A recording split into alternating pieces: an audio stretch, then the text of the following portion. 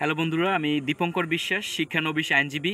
আমাকে অনেকেই প্রশ্ন করে থাকেন যে দীপঙ্কর, সিভিল মামলা তো অনেক লেন্দি প্রসেস, মামলা করতে যাওয়াটাই তো মনে হয় একটা বিড়ম্বনার বিষয়। হ্যাঁ, অবশ্যই সিভিল মামলা একটা লেন্দি প্রসেস, কিন্তু আপনারা এটাও জেনে থাকবেন আপনি যখন একটি সিভিল মামলা ফাইল করবেন, কোর্ট প্রথম যে ইনিশিয়েটিভটা নেয়, প্রথমেই আদালত বলবে যে ব্যাপারটা তো মেডিয়েশন করা যায় বা মধ্যস্থতা যোগ্য একটা ডিসপিউট। কোর্টের মাধ্যমে মধ্যস্থতা করলে আপনি লাভবান হবেন কি করে?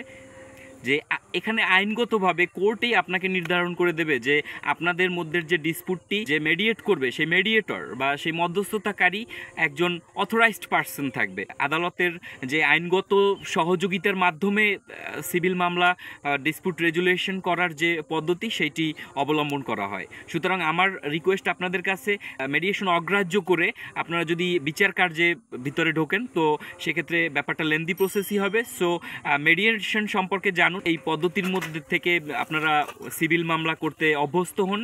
এতে আমাদের বিচার ব্যবস্থাও রিল্যাক্স হবে এবং আপনারাও আপনাদের সমাধানটি খুঁজে পাবেন। ধন্যবাদ।